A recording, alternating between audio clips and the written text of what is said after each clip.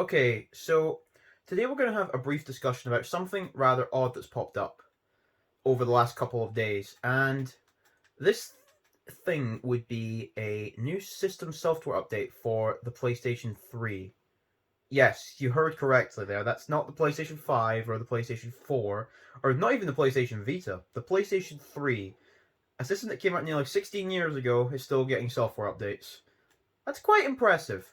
But these systems usually get updates that are like just general stability updates, or usually used to patch exploits that hackers can find, in these older systems, because a lot of the time it's easier to hack an older system with older infrastructure and hardware than it is to hack a newer system with newer infrastructure and newer hardware. So, but this one was a little bit different. It's a bit more complicated than just that, and it's also a little bit more controversial.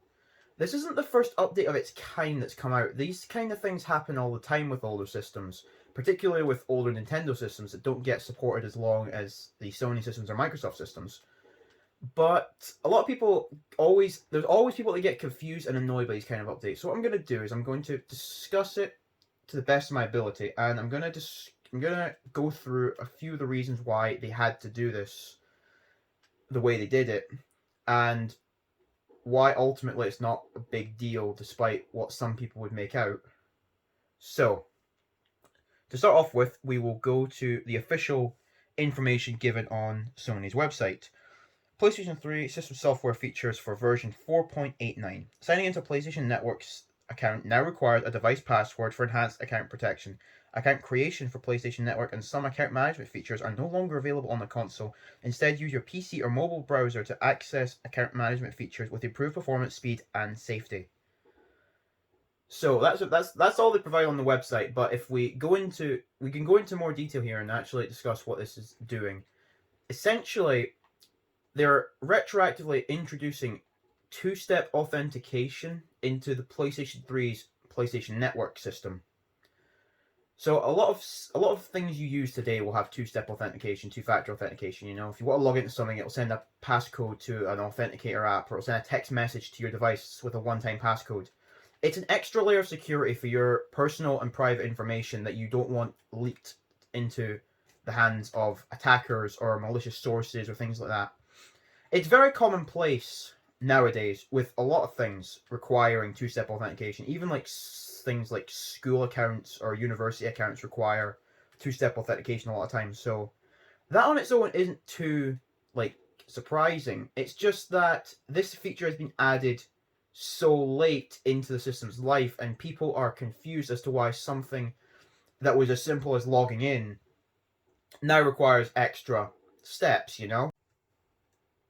Apologies for that jump cut, but as I was saying, people tend to get confused by these updates as they're unsure as to why something that once was as simple as logging into a system now requires extra steps. And an interesting conspiracy theory that comes up is that it's malicious corporate intent to get users off of the older free to use system and get them onto the newer costly system, because as we all know, PlayStation Network was free on the PlayStation 3, but it costs money on the PlayStation 4 and 5. So it's like, push them off of the free system by making it more difficult.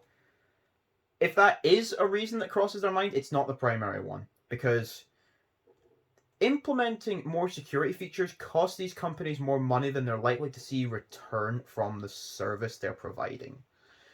Security for for any kind of database that stores personal information is always costly because it's always something that's readily attacked.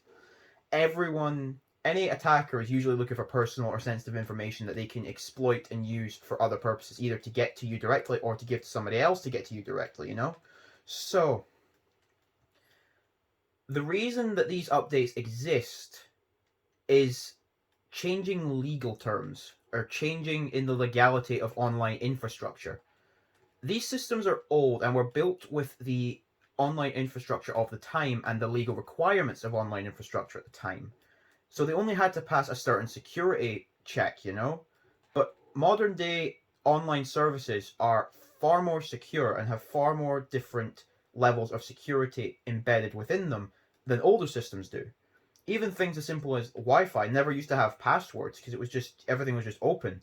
But that posed major security risks, so secure Wi-Fi networks came in, and that's why you have passwords.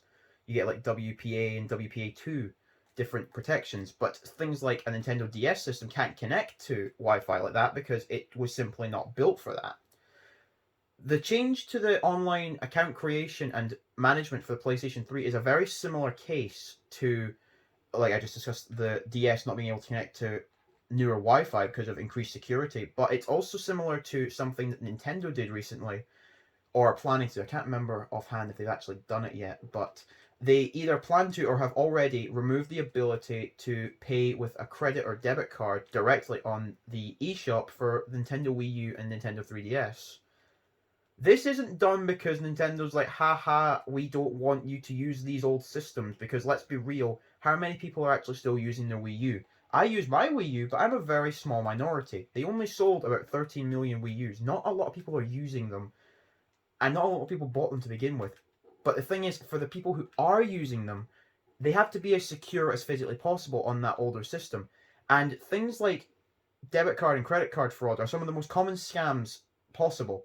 It's always the kind of thing that hackers go for first, because if they have access to your money, they have access to the most crucial thing about you, in their opinion. Like, most of the time when a hacker attacks something, they're either looking for information that they can use to get money, or they're looking to get your money directly. That's just what a lot of scam artists do, you know?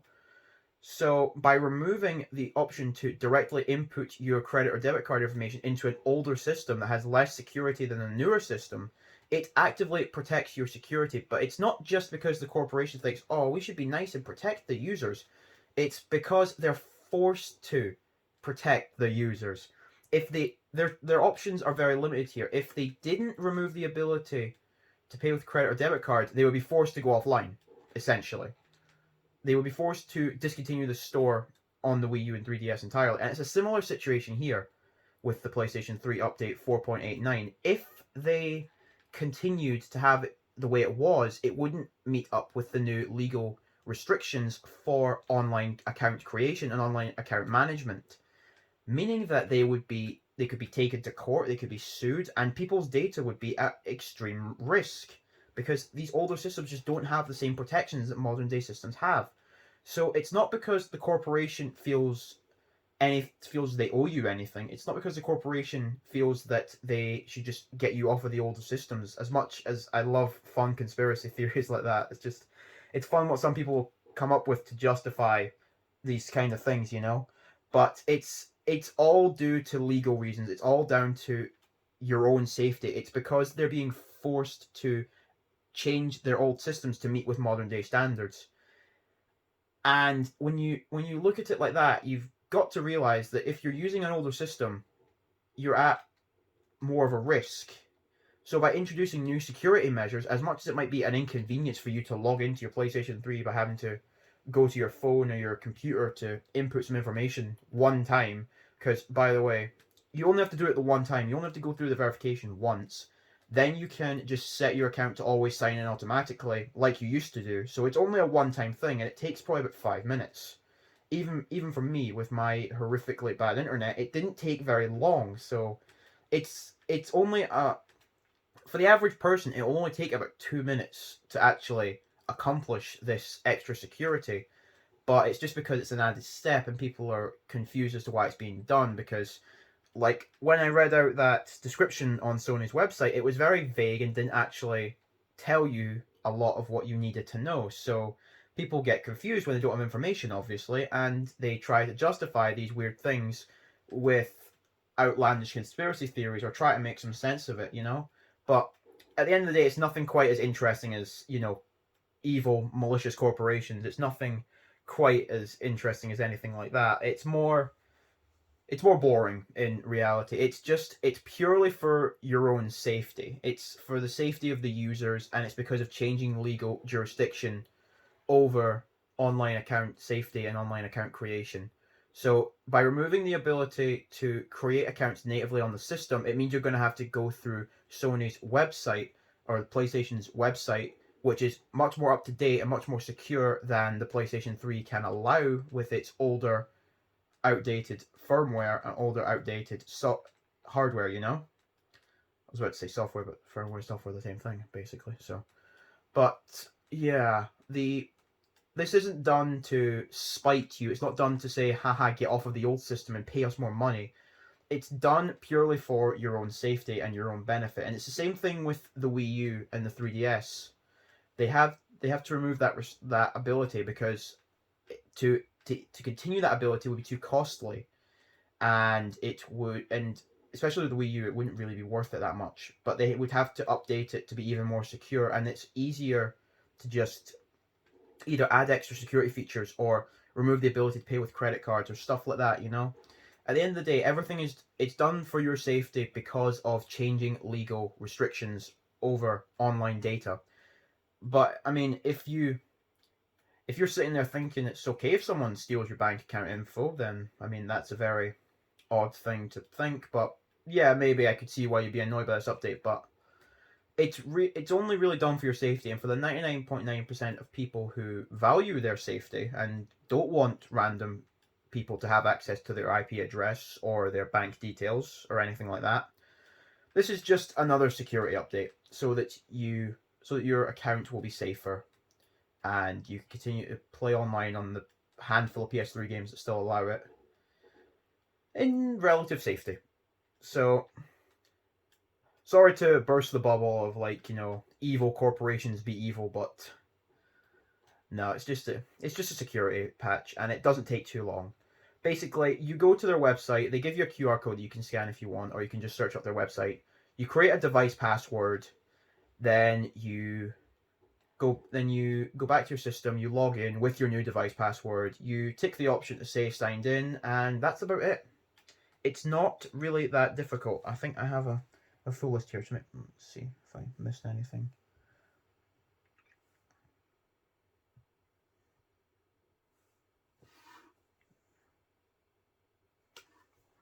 Yeah, okay. So yeah, you go to the website, you sign into your account, and you get two-step authentication.